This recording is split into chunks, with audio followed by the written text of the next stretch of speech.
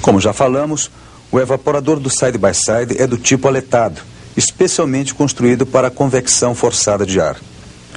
O R12 deixa o evaporador retornando através do tubo de sucção ao compressor hermético.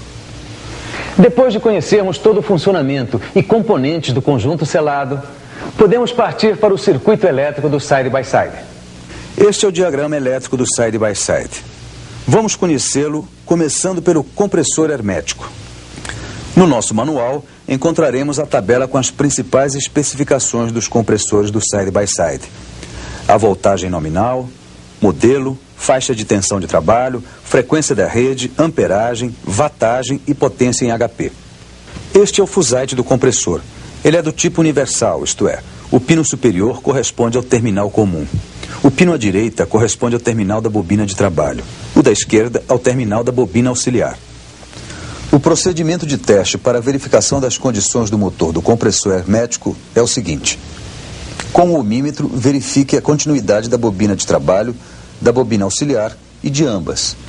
O ponteiro deve defletir entre qualquer um dos terminais do fusite. Verifique a isolação do bobinado entre os terminais e a carcaça do compressor. Agora, com o cordão de força montado desta maneira, proceda à ligação direta do compressor do seguinte modo. Conecte o terminal isolado ao pino comum do fusite.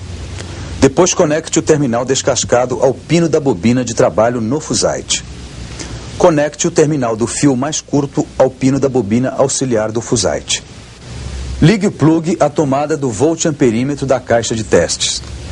Dê a partida no motor energizando a bobina auxiliar. Verifique o valor da amperagem e aguarde alguns instantes até que o evaporador comece a refrigerar. Agora que já falamos sobre o compressor hermético, podemos voltar ao diagrama elétrico. Estes são o relé de partida e o protetor térmico. Os dois permanecem fixados no fusite do compressor. Vamos ao procedimento de testes desses componentes. Com o auxílio de um ohmímetro, verifique a continuidade da bobina do relé. Com o relé em pé, não deve haver continuidade entre os contatos que são conectados na bobina de trabalho e bobina auxiliar. Com o relé de cabeça para baixo, passa a existir continuidade entre estes terminais. O protetor térmico deve ter sua continuidade testada também com o auxílio do ohmímetro. De volta ao diagrama elétrico, observamos o capacitor de partida obrigatoriamente utilizado no compressor hermético side-by-side. Vejamos agora a resistência de degelo. A resistência de degelo é fixada junto ao evaporador e tem por finalidade promover o degelo periódico do mesmo, como será mostrado mais adiante. Para testar este componente, proceda assim. Com auxílio de um ohmímetro, verifique sua continuidade. O bimetal, também conhecido como termostato de degelo e que vemos representado no diagrama, é fixado através de um dispositivo de pressão em contato direto com o evaporador, captando a temperatura do mesmo. É ligado em série com a resistência de degelo, desligando-a assim que o evaporador estiver livre do gelo. Ele é formado por uma lâmina bimetálica que, através de uma haste de material não condutor, aciona um platinado em função da temperatura. Esta tabela mostra as temperaturas de abertura e fechamento do bimetal. Vemos que na temperatura ambiente, o bimetal não permite a passagem de corrente elétrica, impedindo que a resistência de degelo permaneça ligada. Ao abaixarmos a temperatura do bimetal, ele permitirá a passagem de corrente. Ainda no diagrama elétrico, temos o motoventilador do condensador e o motoventilador do evaporador. Eles são responsáveis pela convecção forçada de ar através do condensador duplo e do evaporador. Para se testar estes motoventiladores, pode-se ligá-los diretamente à tomada. Ainda em nosso diagrama elétrico, temos as lâmpadas e os interruptores que são acionados pela porta do compartimento refrigerador e congelador. Para a verificação das condições do interruptor, também deve-se utilizar o ohmímetro. Com o pino de acionamento livre, deverá existir continuidade entre os dois terminais de ligação. Com o pino de acionamento pressionado, não existirá continuidade entre os terminais de ligação. Aqui temos o termostato, que fica localizado no compartimento refrigerador. Esta tabela mostra as temperaturas de liga e desliga do termostato. Observamos que as temperaturas são mais altas que as de um termostato comum, pois o bulbo do termostato do side-by-side não é fixado em contato direto com o evaporador, como nos refrigeradores convencionais. No diagrama elétrico, resta apenas acompanhar o funcionamento do timer. Ele está instalado atrás do avental no lado esquerdo. É ele quem comanda o degelo automático a cada intervalo de, no mínimo, 6 horas. Este outro diagrama elétrico nos ajudará a compreender o funcionamento do timer. Quando o timer, através do seu platinado interno, mantém unidos os terminais 1 e 4, o compressor permanece ligado e a resistência de degelo desligada. Com o timer nesta posição, também permanece funcionando o motoventilador do condensador e do evaporador.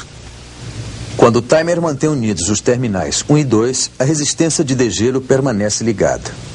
O compressor, o motoventilador do evaporador, o motoventilador do condensador ficarão desligados. É importante lembrar que quando o termostato desliga, é desligado também o motor do timer. Assim, o tempo entre os ciclos de degelo também depende do funcionamento do termostato. Se o termostato não desligar entre 2 períodos de degelo, este tempo será de 6 horas. Se entre 2 períodos de degelo o side-by-side teve funcionamento de 50%, então o intervalo entre esses 2 períodos será de 12 horas, pois somando-se os tempos de parada no termostato teremos 6 horas, que são adicionadas às 6 horas normais controladas pelo motor do timer. Mas se entre 2 períodos de degelo o side-by-side teve um índice de funcionamento de 75%, o intervalo entre os 2 períodos será de 9 horas. O período de degelo é de 26 minutos, mas a resistência de degelo não permanece ligada durante todo esse tempo, pois o bimetal a desligará assim que for atingida a sua temperatura de abertura. A cada giro de 180 graus do eixo do timer, ocorre um período de degelo, conforme observamos neste quadro de tempos. A água proveniente de degelo automático escoa através de um tubo depositando-se sobre uma bandeja localizada sobre o condensador auxiliar, onde será evaporada devido ao calor do mesmo. Este é o motoventilador do evaporador. Sua função é promover a circulação forçada de ar por todo o interior do side-by-side. Vejamos como isto é feito.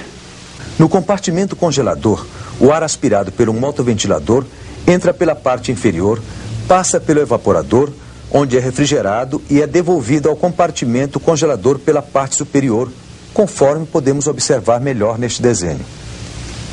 Já no compartimento refrigerador, o ar aspirado pelo motoventilador entra pela parte inferior, passa pelo evaporador e retorna ao compartimento refrigerador por esta entrada na parte superior. Esta animação ilustra a circulação do ar através do compartimento refrigerador. Nesta posição, fica o controle do fluxo de ar através do compartimento refrigerador. O controle de ar possui graduações de 1 a 4. O número 1 indica a passagem de ar aberta ao máximo e o número 4 indica a abertura mínima. O termostato possui graduações de 1 a 9. Quanto maior sua graduação, mais fria será a temperatura no interior do side-by-side. No compartimento refrigerador, junto à gaveta inferior, existe uma alavanca de controle de temperatura. Esta gaveta, para a conservação de carnes, deve ter a alavanca na posição mais frio. Para a conservação de verduras e legumes, usa-se o menos frio. O side-by-side é equipado com um sistema de travamento de portas que garante o perfeito fechamento e evita que a porta do compartimento congelador abra quando a porta do compartimento refrigerador for fechada e vice-versa. Este desenho ilustra os componentes do sistema de travamento de portas localizado nas dobradiças inferiores. Até aqui, tudo perfeito. Mas queremos falar sobre um assunto muito sério: o vazamento interno. Um diagnóstico errado de vazamento interno pode levar à troca desnecessária do gabinete. Ao encontrarmos um side-by-side que apresente sintomas de vazamento de gás, devemos respeitar os seguintes procedimentos. O primeiro passo é completar a carga de gás e verificar se o side-by-side passa a refrigerar normalmente. Logo após, com auxílio de um detetor de vazamento ou espuma de sabão, certifique-se que não haja vazamento externo. Para certificar-se da existência de vazamento interno, proceda da seguinte forma: corte o tubo desumidificador nos pontos de entrada e saída do gabinete.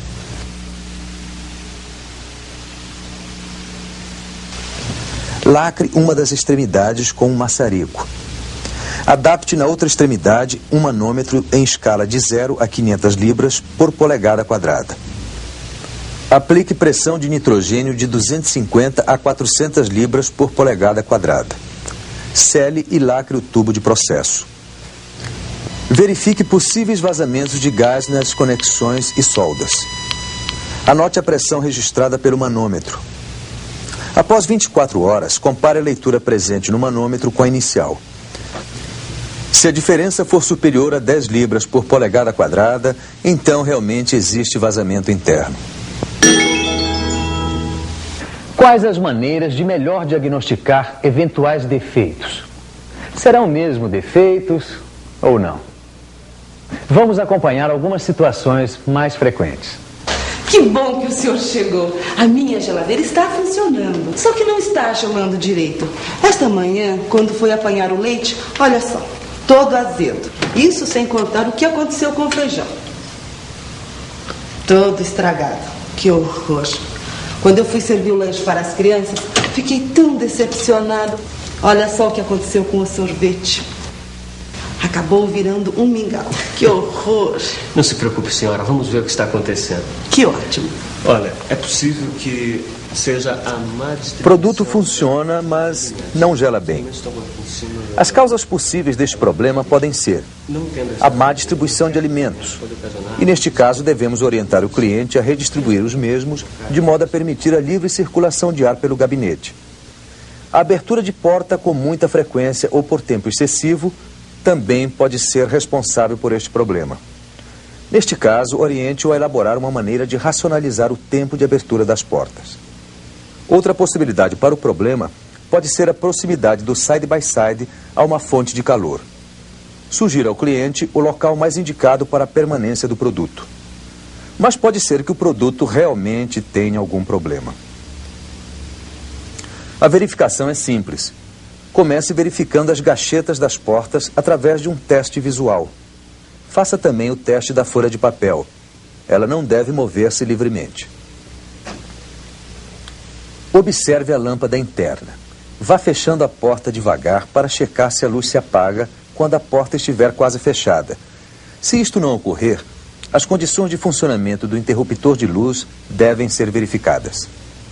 Não esqueça de dar uma olhadinha no termostato e no regulador de ar.